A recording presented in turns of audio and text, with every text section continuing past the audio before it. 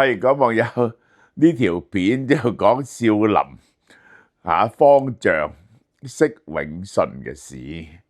咁今日咧就有人傳一個消息出嚟，個消息咧就打住少林管理委員會，就話咧呢個釋永信咧係犯咗刑事，就係被扣留嘅。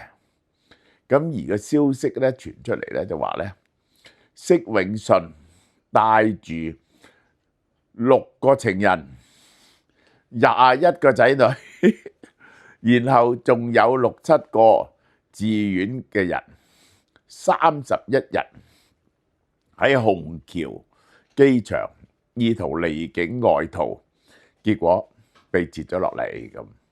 嗱，好，首先單嘢嚟講咧，話喺虹橋機場咧就冇虹橋機場噶啦，而家就一定係呢一個浦東機場嘅。我相信咧呢個 information 咧就係錯嘅。咁少林寺就發咗個聲明，話呢一單呢一個聲明咧係假嘅，係錯嘅。但咧佢就冇話到呢個釋永信有冇出問題喎。咁你知咧，啲記者咧就當然去查問少林寺咧，少林寺咧就唔答。咁於是咧佢哋揾到少林寺，因為一向有關係。少林寺幾個高輩份嘅人，佢哋咧就話唔清楚，等政府講。嗱，呢一個咁嘅 situation 咧 ，most probably 釋永信咧係出咗事噶啦。咁好啦，釋永信出咗事，我哋翻去睇呢件事啊，釋永信呢個人咧，去到呢刻咧出事咧就唔奇嘅。首先第一，大家知唔知道少林寺係幾大嘅生意先？佢每年佢咁嘅，你上去少林寺參觀咧，嗰啲門票咧就係地方政府嘅，但嗰啲香油錢咧就係少林寺嘅。咁就買嗰啲元寶蠟燭嗰啲錢咧，又係少林寺嘅。捐錢咧就少林寺嘅，香火錢係少林寺嘅。咁仲有啲做大功德啦。咁呢個一個收入啦。呢個收入咧係3億幾一年，淨係計呢啲收入。好啦，第二個大收入咧，少林寺咧又辦武俠學校喎，武術學校喎，收好多人喎。嗱，呢個第二個收入。第三咧就係佢少林寺咧就註冊咗佢嘅無形商標，即係邊個要用少林寺呢3個字咧，都得到佢批准。佢喺世界各地辦武館，用少林寺嘅招牌嚟到收生，又不停咧用呢一個武僧咧去國外表演啦，又喺網度咧喺呢一個天貓咧開少林寺店嚟到賣各樣嘅工藝產品。咁係少林寺喺一帶一路開咗幾十處嗰啲教導少林功夫嘅地方。咁究竟少林寺連埋邊製產品有幾多錢呢？冇人知道。好啦，我哋翻去講釋永信呢件事啊。釋永信呢件事咧就咁嘅。釋永信咧今年咧就60歲嚇。佢咧就係喺佢16歲就出家，去少林寺出家，就係跟佢個師傅叫做釋行正。咁咧佢咧就係有管理才能喎，好早咧就俾佢管理少林寺。咁後來咧呢個釋行正死咗之後咧，有一段時期咧少林寺嘅方丈咧就係一個名譽方丈叫釋德禪。咁咧就有2個人咧就一齊執掌呢個少林寺嘅，有2個方丈曾經係呢個釋德禪傳落嚟咧，就一個叫釋守孝。呢個人咧原本咧就係即係道行幾謹嚴嘅和尚，就同埋呢個釋永信同時做主持，結果冇幾耐咧，釋永信咧就趕走咗佢，到1999年咧，呢個佛教協會就承認咗釋永順係第20屆少林掌門，直到而今。好啦，嗱，我頭先講咗少林寺揾幾多錢啦，咁我又要講呢個釋永順係俾人爆過大鑊喎。2015年有人舉報佢嘅大鑊，嗰個舉報嘅大鑊嗰個咧，原本係佢嘅武僧嘅總教練同一班和尚攻擊釋永順乜嘢咧？簡單啲嚟講，第一，佢原來咧就話佢俾少林當時嘅方丈呢個釋德禪就簽單將佢趕出寺院，因為佢行為不軌，侵吞公款、勾幫結派盜用紙嗰啲嘢，將佢簽單咧，即係趕佢出寺，但係就冇取消佢僧人嘅地位嘅。後來咧，佢咧就託咗人唔知點樣搞翻嚟嘅。然後咧，佢話咧喺佢嘅管理之下咧，佢大量侵吞個寺廟嘅香火錢入落私人 account 嗰度，而且咧同幾個嗰啲女尼姑咧係有染，其中最重要嗰個咧就同佢生咗一個女，嗰個女咧就係登記喺釋永順個媽媽嘅戶籍下邊。咁嗰啲人就話：如果你話嗰個唔係你嘅女咧，你就出嚟做親子驗證咪得咯，證明你自己嘅清白啊！咁釋永順咧唔敢出聲。後來咧呢個去告佢嗰條友咧就俾人哋控制咗，再冇人指控佢先至出嚟講，就話咧嗰個女咧係個孤女嚟嘅，係收留翻嚟嘅啫，同佢冇血緣關係，但係咧已經去咗外國啦，驗唔到 DNA 啦，咁樣樣啊，咁樣樣。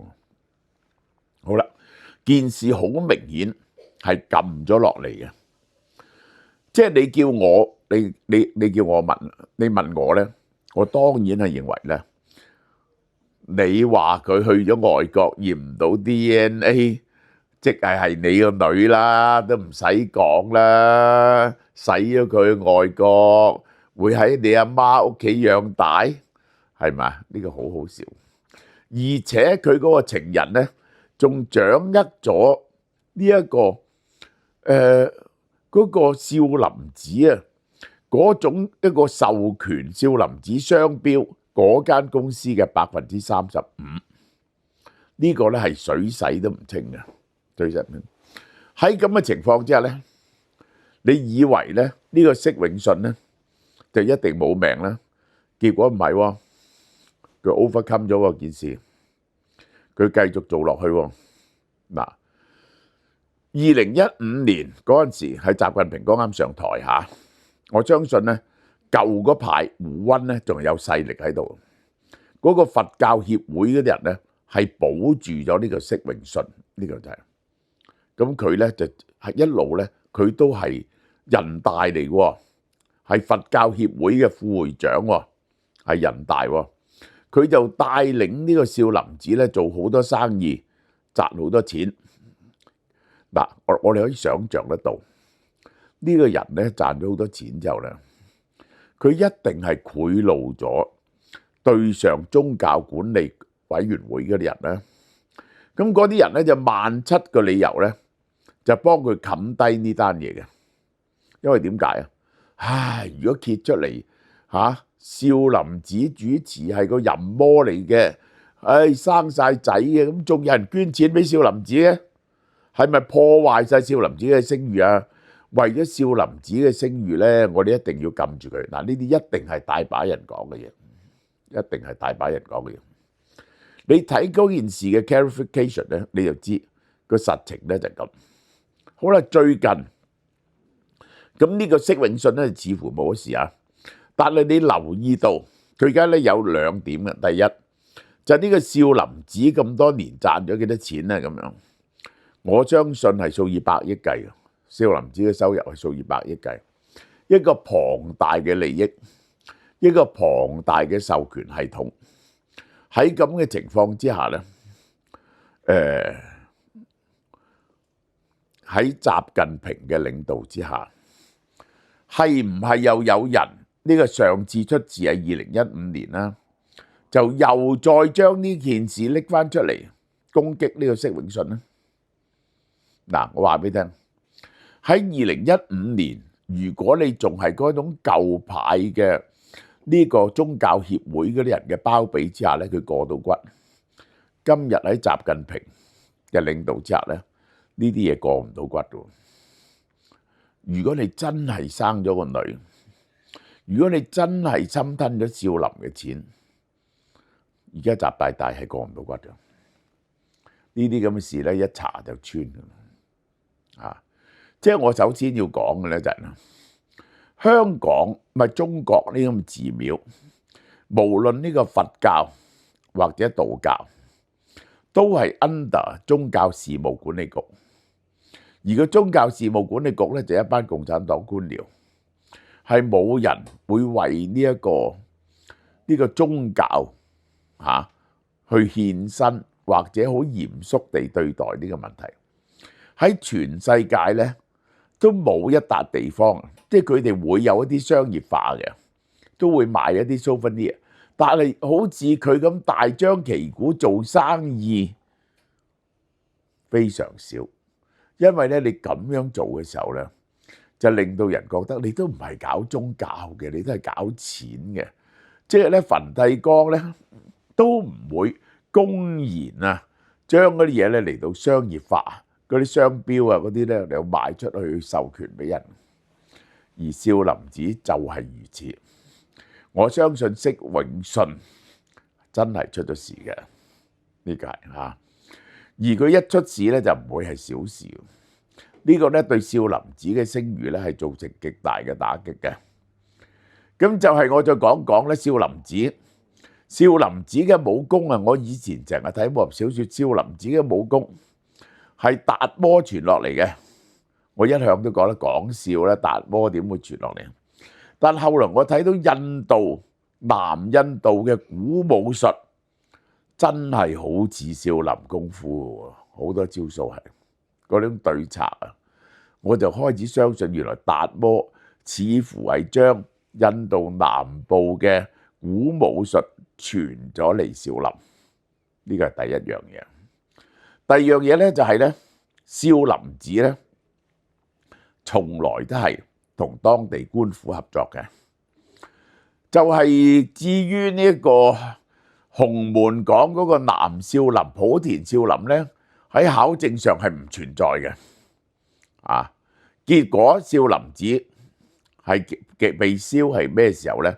就唔係呢個雍正火燒少林寺喎，係西北軍嘅一個軍閥叫石友三，後來咧佢投降咗俾蔣介石，係佢一把火燒咗少林寺嘅。其實係呢個咧，劉德華嗰部戲度咧就有一部分講呢樣嘢，即係少林寺其實咧就靠電影打起嘅名，佢當然係因為話達摩喺嗰度面壁9年啊，呢個係禪宗嘅祖庭啦，但係完全徹底商業化，係完全喪失咗就作為宗教聖地嗰種咁樣嘅莊嚴肅穆、令人尊敬嘅地方，完全商業化。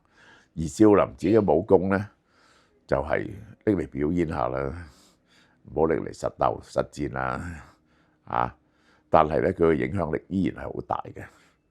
呢段講到呢度，好啦，嗱，有新嘅呢個消費券3000蚊，送一個純素嘅乳木果油潤手霜，呢個新出嘅非常名貴，價值138蚊。呢兩隻我都係想推廣呢兩隻純素嘅護膚劑 ，Urian 純素弱鹼性潔面泡沫，價值118蚊。5000蚊咧，送一個用我把聲做嘅手臂式嘅電子血壓計，即係叫你測試嗰啲聲係我講嘅喎。仲有呢隻我哋又就嚟推出嘅韓國 Ground Plan 保濕凝膠110毫升269蚊，數500幾蚊嘢嚟啦，5000蚊。想要我真人發聲嘅電子血壓計呢？咁你哋7月11號至31號網上及門市購買電子消費券啦，使用有效期到2026年3月31號，禮品數量有限，送原則之下。